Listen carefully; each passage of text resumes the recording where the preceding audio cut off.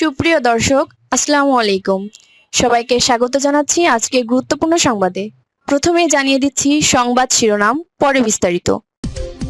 যুদ্ধ বাঁধলে মার্কিন সেনা ও সরঞ্জাম গুড়িয়ে দেওয়ার হুমকি ইরানের। এদিকে নিজ নাগরিকদের দ্রুত ইসরায়েল ছাড়তে যুক্তরাষ্ট্রের নির্দেশ। এরপর থাকছে নাগরিকদের দ্রুত ইরান ছাড়ার পরামর্শ চীনের। আরও জানিয়ে দেব পাকিস্তানের সেনা ক্যাম্পে তালেবানের ড্রোন হামলার দাবি। সর্বশেষ একে অন্যের উপর দায় চাপিয়ে মুখোমুখি অবস্থানে পাকিস্তান আফগানিস্তান। শুনছিলেন সংবাদ শিরোনাম, এখন বিস্তারিত। তার আগে হৃদয় ছুঁয়ে যাওয়া একটি অনুরোধ। যদি ফিলিস্তিনি শিশুর কান্না এখনও আপনার বিবেককে নাড়া দেয়, যদি গাজার ধ্বংসস্তূপে দাঁড়িয়ে থাকা মায়ের নিঃশব্দ আর্তনাদ আপনাকে নীরবে কাঁদায়, যদি যুদ্ধবিরতির মধ্যেও লাশের সারি আপনাকে প্রশ্ন করতে বাধ্য করে, যদি আপনি অন্যায়ের বিরুদ্ধে রুখে দাঁড়াতে চান, তাহলে এখনই আমাদের চ্যানেলটি সাবস্ক্রাইব করুন।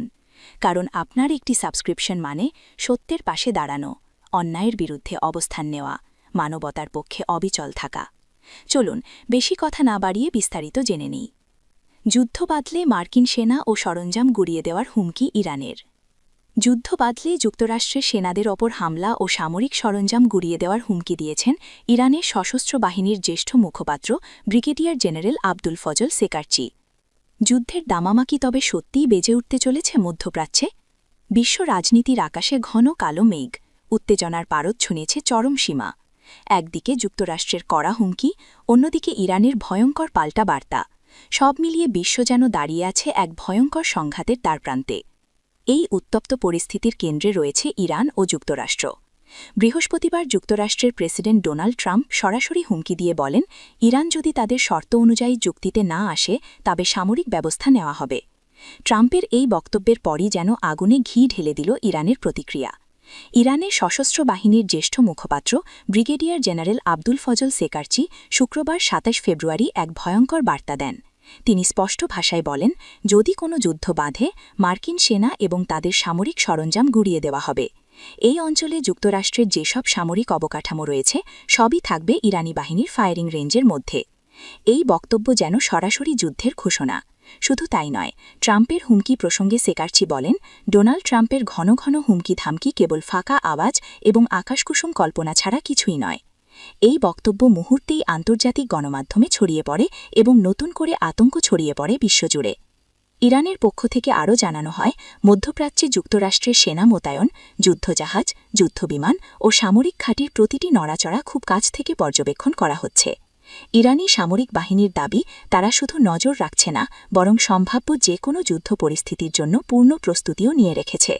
সেকারচি আরও বলেন, যুক্তরাষ্ট্র যদি ইরানের প্রকৃত সামরিক সক্ষমতা বুঝত তাহলে কখনোই যুদ্ধের কথা ভাবত না।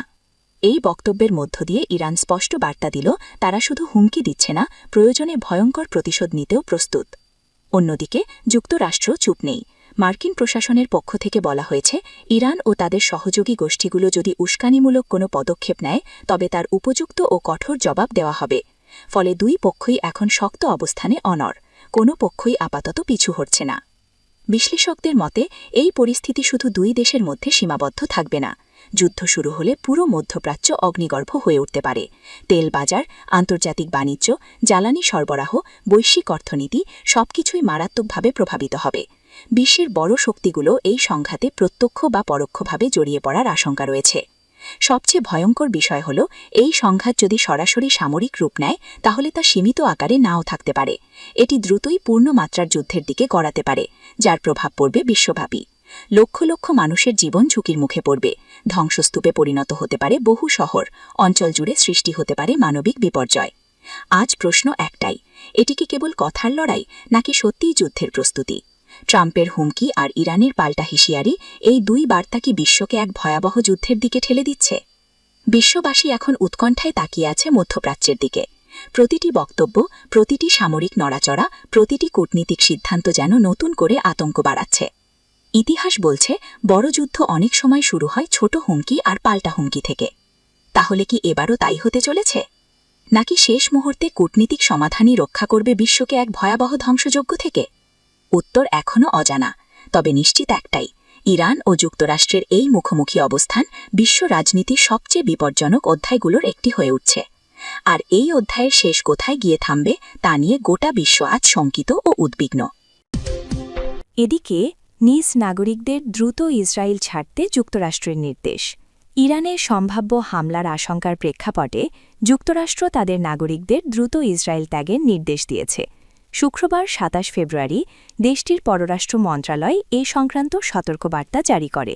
একই সঙ্গে আপাতত ইসরায়েলের ভ্রমণ থেকে বিরত থাকারও পরামর্শ দেওয়া হয়েছে। পররাষ্ট্র মন্ত্রণালয় জানিয়েছে, বাণিজ্যিক ফ্লাইট চালু থাকা অবস্থাতেই নাগরিকদের ইসরায়েল ছাড়ার প্রস্তুতি নিতে হবে। গতকাল সুইজারল্যান্ডের জেনেভায় ইরান ও যুক্তরাষ্ট্রের মধ্যে বৈঠক অনুষ্ঠিত হলেও সেখানে কোনো চূড়ান্ত সমাধান আসেনি। তবে আগামী সপ্তাহে আবারও দুই দেশের মধ্যে আলোচনা হতে পারে। যুক্তরাষ্ট্রের প্রেসিডেন্ট ডোনাল্ড ট্রাম্প মধ্যপ্রাচ্যে ২টি রণতরী সহ প্রায় ১ ডজন যুদ্ধজাহাজ এবং কয়েক ডজন যুদ্ধবিমান মোতায়েন করেছেন। ধারণা করা হচ্ছে, আলোচনা ভেস্তে গেলে তিনি সামরিক পদক্ষেপের নির্দেশ দিতে পারেন। এর আগে ইসরায়েলে নিযুক্ত মার্কিন রাষ্ট্রদূত মাইক হুকাবি দূতাবাসের কর্মকর্তা-কর্মচারীদের জানান, যারা দেশ ছাড়তে চান তারা যেন দ্রুততা করেন। স্টাফদের পাঠানো এক ইমেইলে তিনি বলেন, যে কোনো দেশের ফ্লাইট পাওয়া গেলে সেটির টিকিট কেটে আগে ইসরায়েল ত্যাগ করতে হবে, পরে সেখান থেকে যুক্তরাষ্ট্রে ফেরা যাবে। অন্যদিকে যুক্তরাষ্ট্র ইরানের কাছে তাদের পারমাণবিক কর্মসূচি পুরোপুরি বন্ধের দাবি জানিয়েছে।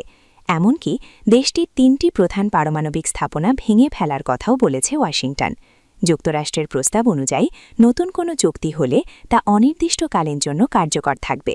তবে ইরান নির্দিষ্ট সময়ের জন্য পারমাণবিক কার্যক্রম স্থগিত রাখার প্রস্তাবেই অনড় রয়েছে। সর্বশেষ নাগরিকদের দ্রুত ইরান ছাড়ার পরামর্শ চীনের। যুক্তরাষ্ট্রের সঙ্গে উত্তেজনা বাড়তে থাকায় ইরানে অবস্থানরত নিজ নাগরিকদের দ্রুত দেশটি থেকে সরে যাওয়ার আহ্বান জানিয়েছে চীন। একই সঙ্গে নতুন করে ইরান ভ্রমণ না করার পরামর্শ দিয়েছে বেইজিং। এর মধ্য দিয়ে এখন পর্যন্ত ৯টি দেশ ইরান থেকে নিজেদের নাগরিকদের সরে যাওয়ার আহ্বান জানাল। খবর আনাদোলু এজেন্সির। চীনের পররাষ্ট্র মন্ত্রণালয় ও ইরানে অবস্থিত দূতাবাস ও কনসুলেটগুলো আজ শুক্রবার ২৭ ফেব্রুয়ারি এক যৌথ বার্তায় বলেছে, বর্তমান নিরাপত্তা পরিস্থিতি বিবেচনায় চীনা নাগরিকদের ইরান সফর থেকে বিরত থাকতে হবে।